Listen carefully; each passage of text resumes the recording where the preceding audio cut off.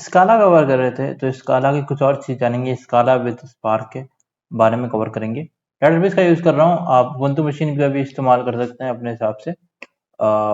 Ubuntu machine में install कर ले, जैसे मैंने बताया स्काला जैसे कोड लिखते थे उस तरह से हम लोग स्पार्क का भी लिखेंगे। जो कोड मैंने डेटाबेस में लिखा है ना, सेम कोड आपको उसमें लिखना है।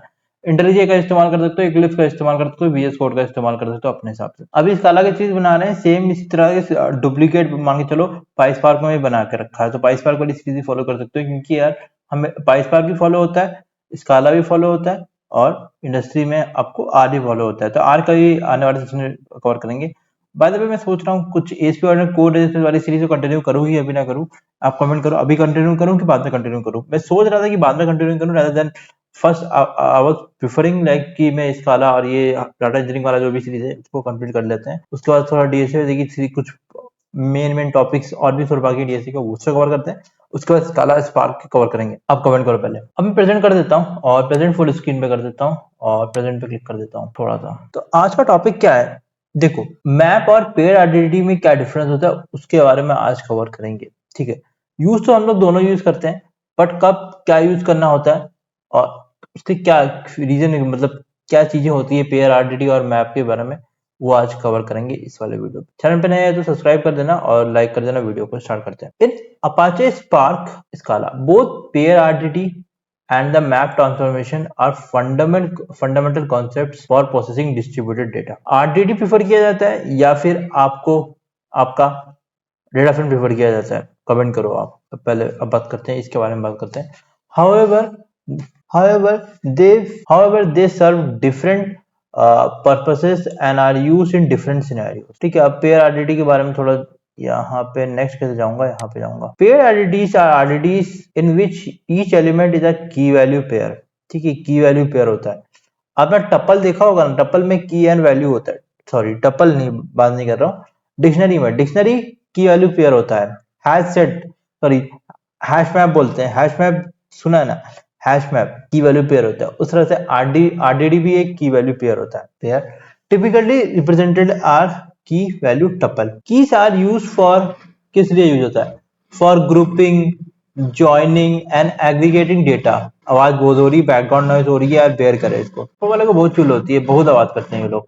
ठीक है, pair identities are foundation for many Spark operations. Pair identities are foundation for many Spark operations that involve data shuffling. अब डेटा शफलिंग क्या होता है, मैं थोड़ा रुका हूँ क्योंकि यार वो आवाज बंद हो जाए, फिर मैं रिकॉर्ड करता हूँ। अब रिकॉर्ड बंद हो, आवाज बंद हो गई शायद। ठीक है, pair identities are identity in which each element is a key value pair. Pair identities are the foundation of for many Spark operations that involve data shuffling. अब डेटा शफलिंग क्या होता है ना, हमारे डेटा को एक सिस्टम से दूसरे सिस्टम में अगर मूव कर रहे हैं तो डेटा शफलिंग होती है। डेटा शफलिंग बहुत केस में होती है। डेटा शफलिंग को जितना आप अवॉइड कर सके उतना सही रहेगा। अगर डेटा शफलिंग बहुत ज्यादा हो रही है तो आपको परफॉर्मेंस हिट होगी, इसीलिए शफलिंग जितना कम हो उतना सबसे बेटर है। शफलिंग ना ही हो तो सबसे बेटर है। एंड की that involve data shuffling and key based operations such as reduce by key, group by key, join होता है, co group होता है and many more। ठीक है, ये सारी चीजें बारे में ऑलरेडी कवर किया है। रिड्यूस बाय की होता है ना, एक एक्शन होता है। ग्रुप बाय की भी एक एक्शन होता है। क्या ग्रुप बाय की यूज करना चाहिए, क्या रिड्यूस बाय की यूज करना चाहिए? ऑलरेडी कवर किया है पिछले वाले वीडियो में, जाकर रिकॉर्ड ऑलरेडी कवर करूंगा आने वाले वीडियोस में। Pair identities are particularly useful for tasks that require operation across keys, like pair entities are particularly used for tasks that require operations across keys, like counting occurrences of each key, aggregating values by key, performing operations on pair of values with the same key, performing operations on pair of values with the same key। अब सबसे important है pair identity और map transformation में क्या difference होता है। Pair identity में क्या है ना, तुम्हारा डुप्लीकेट डेटा हो सकता है, डुप्लीकेट की हो सकती है, पर मैप ट्रांसफॉर्मेशन में डुप्लीकेट की नहीं हो सकती। एक थोड़ा एग्जांपल दिखा देता हूँ, फिर आपको मैप के बारे में थोड़ा कवर करते हैं। यहाँ पे डालते हैं वाल डेटा, करता हूँ लिस्ट बनाता हूँ, A,1 करता हूँ, फिर मैं दूसरा करता हूँ B,2 करता हूँ। इस तरह से कोई भी एक लिस्ट बना दो। ठीक है ना। अब आरडीडी में क्या है ना, देखो आरडीडी में जैसे बताया मैंने, आरडीडी में डुप्लीकेट कर सकता हूँ, तो मैं A,2 फिर से कर सकता हूँ। की 2 बार आ सकता है। की से याद आया, अगर आपने सिनैप्स देखा होगा, सिनैप्स में क्या है ना, प्राइमरी की जनरली यूज करते नहीं है, तो हम लोग क्या है ना, डुप्लीकेट आईडी हो सकती है। तो यहाँ पे मैंने वैल डेटा कर दिया, और मेरे को एक और चीज करनी पड़ेगी, मुझे यहाँ से कॉपी करना पड़ेगा। तो एक कोई नोटबुक उठा लो, मैं ये नोटबुक उठा देता हूँ, देखो ना। तो मुझे यहाँ से इसको कॉपी करना पड़ेगा। कॉपी क्यों कर रहे हैं यार ये, क्योंकि यार स्पार्क सेशन भी तो क्रिएट करना पड़ेगा, बिना स्पार्क सेशन क्रिएट करे किस तरह से हो जाएगा। अभी नोटबुक मैंने क्रिएट किया, अच्छा ये यार नोटबुक था, यहाँ पे क्लिक करूंगा, इसको मैं इस तरह से कर दूंगा, और यहाँ पे स्पार्क है ना, तो वाल पेयर आरडीडी, वैल का क्यों इस्तेमाल कर रहे हैं यार, आरडीडी क्रिएट कर रहे हैं, आरडीडी को मॉडिफाई नहीं कर सकता मैं, तो वैल का इस्तेमाल करूंगा ना, वैल इस्तेमाल करने कोई फायदा ही नहीं है। Spark dot parallelise data, RDD create कर रहे हैं, पैरेलाइज का इस्तेमाल करते हैं। अगर टेक्स्ट फाइल से कर रहे हो तब इसकी जरूरत नहीं है। Automatic compute resources connected, okay connected हो गया अपने आप। चलो यार ऐसे करंट वाला रन हो रहा है, रन होने देते हैं इसको। अब यार ऊपर अभी आवाज नहीं कर रहा है, शांत हो गया यार, फालतू का वो डिस्टर्ब करते हैं यार, ऊपर वाले यार परेशान करते हैं। साउंड में भी यार दिक्कत होती है यार, एक तो यार मैं सोच रहा था ऊपर कुछ फोम लगा सही रहेगा, नॉइज नहीं आएगी, बट कुछ लोग है ना, क्या बोल सकता हूँ, पैरालाइज का ऑप्शन नहीं है, पैरेलाइज, यार पैरालाइज का कुछ और होता है भाई, एक मिनट को देखते हैं, मैं भूल गया हूँ। पैरालाइज था तो यार पैरालाइज करने के लिए क्या करना था, स्पार्क कंटेक्स्ट नहीं डाला यार, स्पार्क कंटेक्स्ट के अंदर होता है।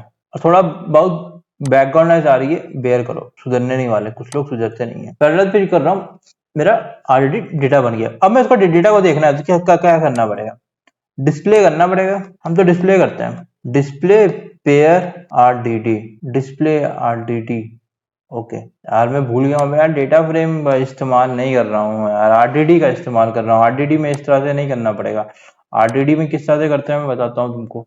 सिंपल आपको क्या करना पड़ेगा, जो भी है ना आरडीडी में कलेक्ट का इस्तेमाल करके आपको ये करना पड़ेगा, पिन टनल। तो मैं अगर यहाँ पे जाऊँ, वापस जाता हूँ, इसको सही करना पड़ेगा, अभी कर दूंगा, मैं एक वीडियो बना दूंगा इसका भी किस तरह से फिक्स करे। वो टेम्परेरी फिक्स होने वाला है, वो क्या कर रहा है ना, विंडोज फिर से वो रिवर्ट कर दे रहा है। तो इस तरह से आरडीडी मैंने क्रिएट कर दिया, पैराडाइज आरडीडी।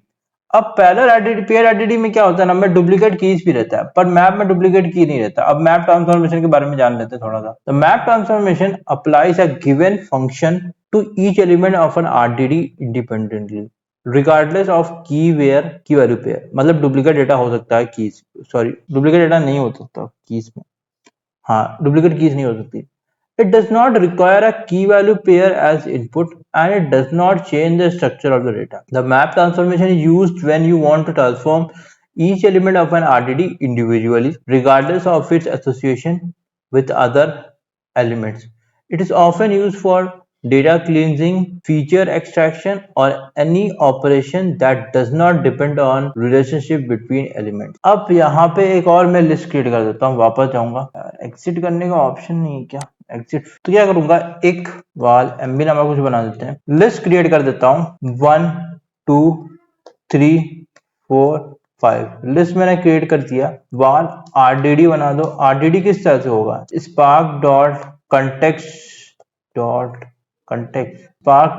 डॉट पैरेलाइज होगा, Spark context dot parallelise RDD, sorry data का नाम, जो भी हम लोग डेटा का नाम क्रिएट किया है, ये हम लोग यहाँ पे एक लिस्ट मतलब आरडीडी क्रिएट हो गई है यार। इसको नीचे जाएगा ना, अब इसको मैप करना पड़ेगा। मैप करने के लिए क्या करना पड़ेगा, अगर मैं क्यूब निकालना चाहता हूँ तो क्यूब आरडीडी लिखूंगा, और आरडीडी डॉट मैप फंक्शन का इस्तेमाल कर लूंगा, और यहाँ पे x tends to x colon x, एक नया आरडीडी क्रिएट हो गए। अब इसको प्रिंट करने के लिए क्या करना पड़ेगा, अगर मैं थोड़ा सा इसको यहाँ पे दिखाऊं आपको, ये जो फॉर ईच वाला इस्तेमाल किया है, इसको मैं यहाँ से स्टार्ट कर दूंगा।